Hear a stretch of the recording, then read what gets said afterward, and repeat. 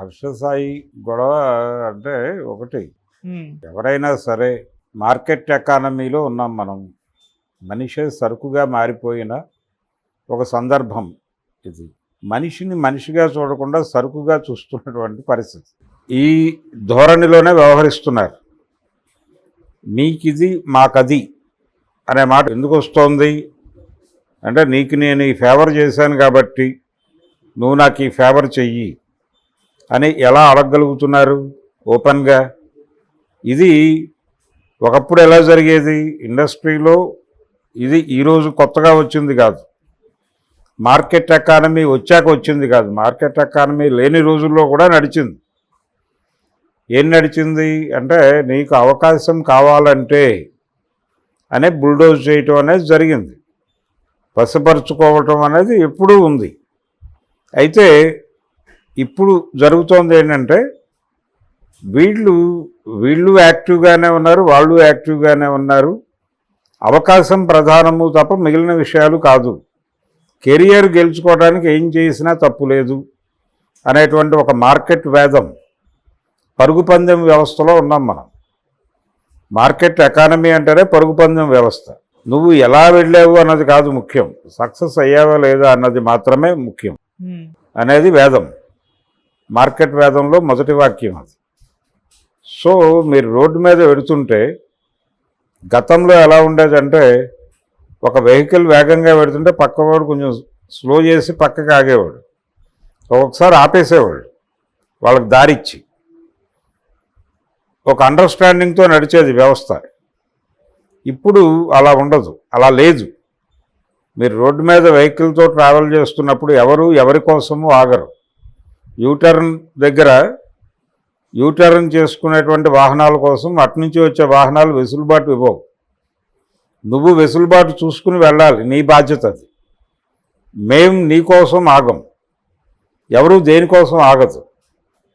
మేము యూటర్న్ తీసుకునేటప్పుడు కూడా మేము నీ దయాదాక్షిణ్యాల కోసం వెంపర్లాడడం. నీ పద్ధతిలో నువ్వు వెళ్ళిపో, మేము మా పద్ధతిలో మేము నీతో కాంపీట్ చేస్తాం. ఇదే వేదం. మనిషి సైకాలజీ కూడా ఇలా మారిపోయింది. ఈ మారిపోయిన సందర్భంలో కెరియర్ ప్రధానం అయిపోయి, ఇప్పుడు ఆరోపణలు ఎలా వస్తున్నాయి? ఈ సెక్షువల్ హెరాస్మెంట్కి సంబంధించి జరుగుతున్నటువంటి చర్చల్లో చాలామంది జ్ఞానులు ఏం మాట్లాడుతున్నారు?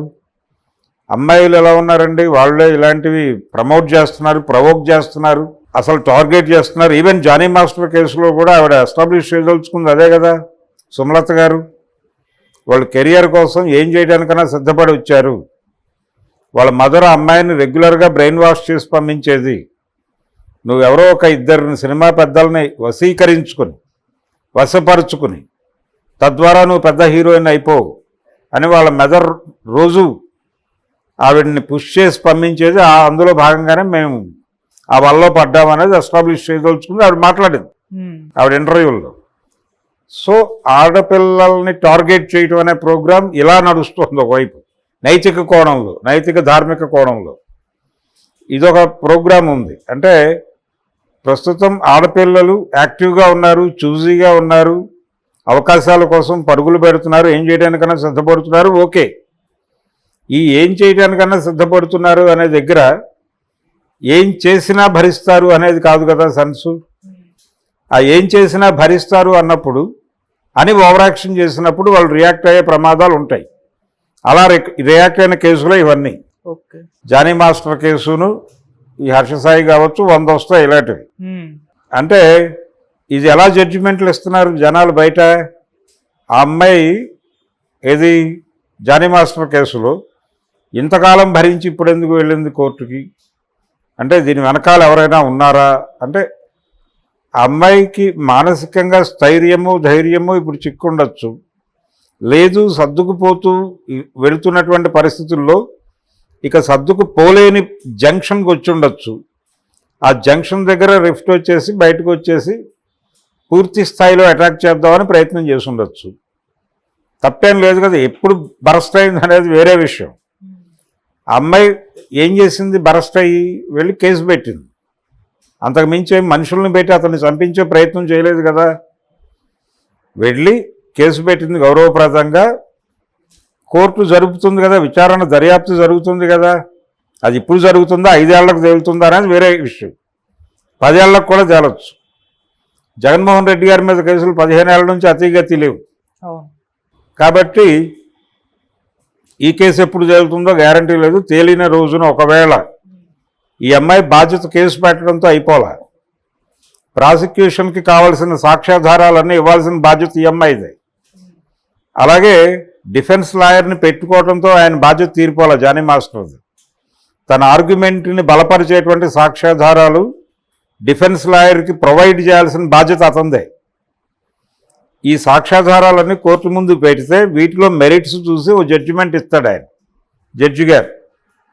ఆ జడ్జిమెంట్ ఒకవేళ అతనికి అనుకూలంగా ఉంటే, జానీ మాస్టర్కి అనుకూలంగా ఉంటే, ఆయన ఇమ్మీడియట్గా రివర్స్ కేసు వేయొచ్చు వీళ్ళ మీద, ఈ అమ్మాయి మీద. డిఫెమేషన్ వేయొచ్చు, 100 కోట్లకో 1000 కోట్లకో వేసుకోవచ్చు. నీ వలన నేను ఇంత సంపాదన కోల్పోయాను అని చెప్పి, నా రెప్యుటేషన్ ఇలా దెబ్బతింది అని ఒక డిఫెమేషన్ దావా వేయొచ్చు కదా. ఈ అవకాశాన్ని ఎందుకు చూడరు వీళ్ళు? కేసు పెట్టగానే జడ్జిమెంట్లు ఎందుకు పాస్ చేస్తున్నారు?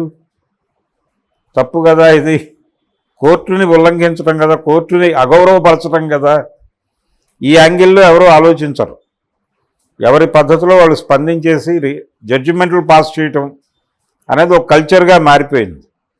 ఇందులో భాగంగానే ఆడపిల్లల్ని టార్గెట్ చేయటం.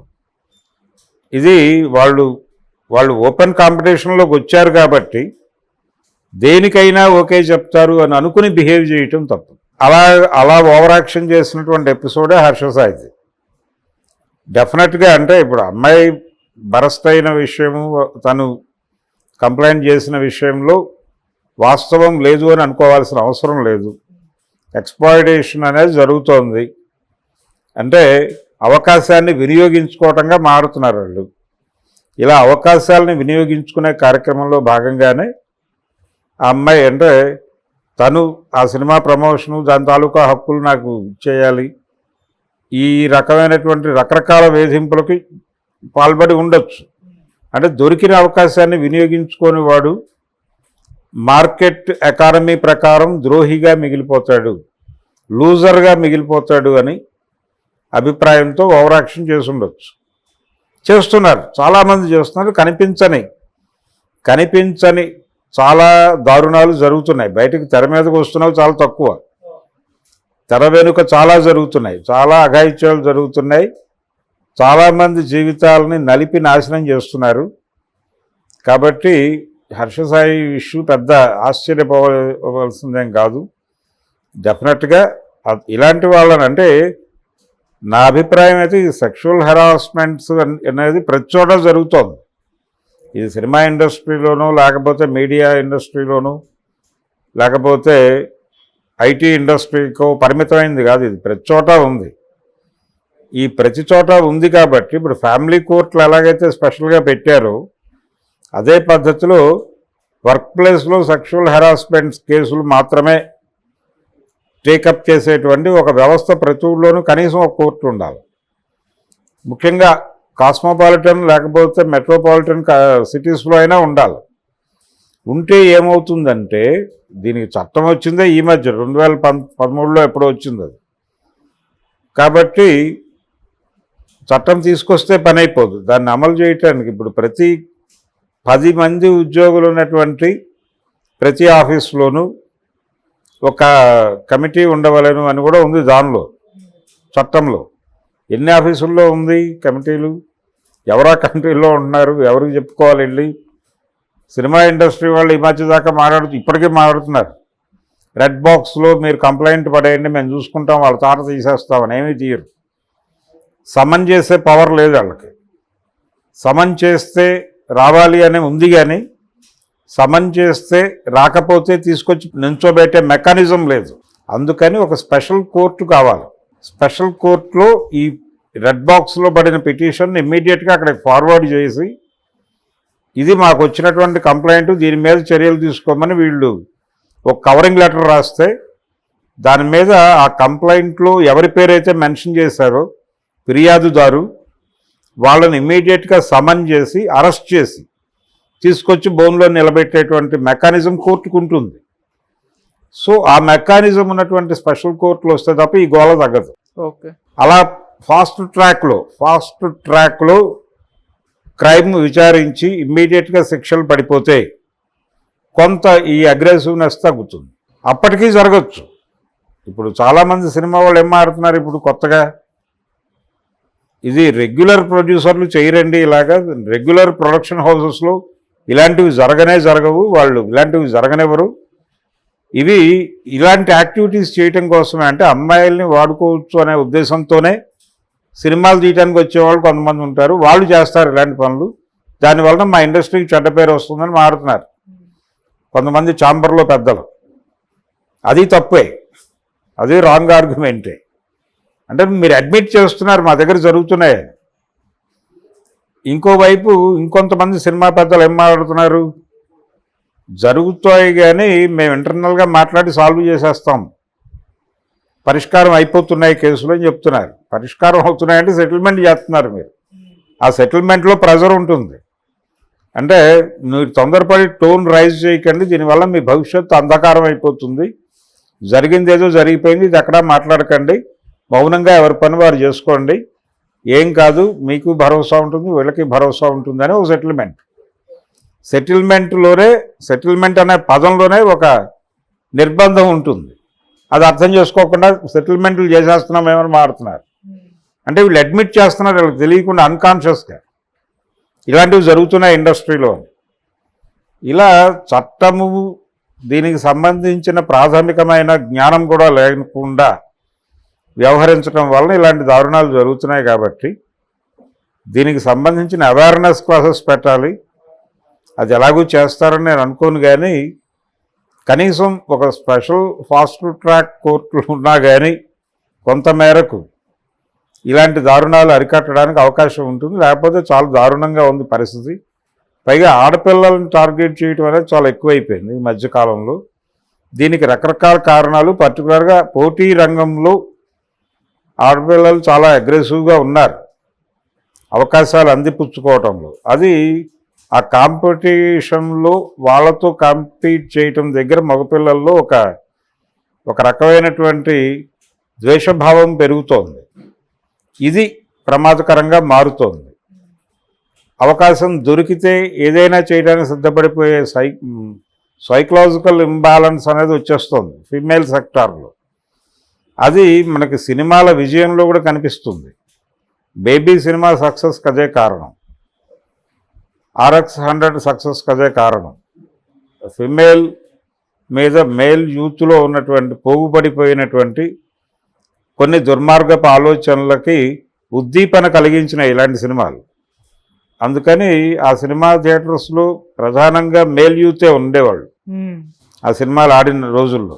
ఫిమేల్ యూత్ అటువైపు తొంగి చూసేవాళ్ళు కాదు. కాబట్టి ఇది చాలా పెద్ద ఇష్యూ,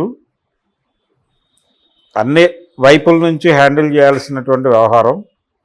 హర్షసాయిలు చాలామందికి అది తేల్తారు, ఉన్నారు ఆల్రెడీ. హర్షసాయి బయటకు వచ్చింది, లేకపోతే జానీ మాస్టర్ ఎపిసోడ్ ఇప్పుడు బయటకు వచ్చింది. ఇప్పటికీ బయటకు రాకుండా అలా నడుస్తున్నటువంటి నిశ్శబ్ద మరణాలు చాలా ఉంటాయి అక్కడ.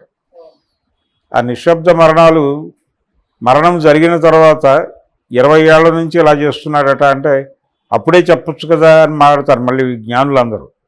సో ఫిమేల్ చాలా ప్రమాదమైనటువంటి పరిస్థితిలో ఉండటం అనే దాన్ని సమాజం యాక్సెప్ట్ చేయాలి.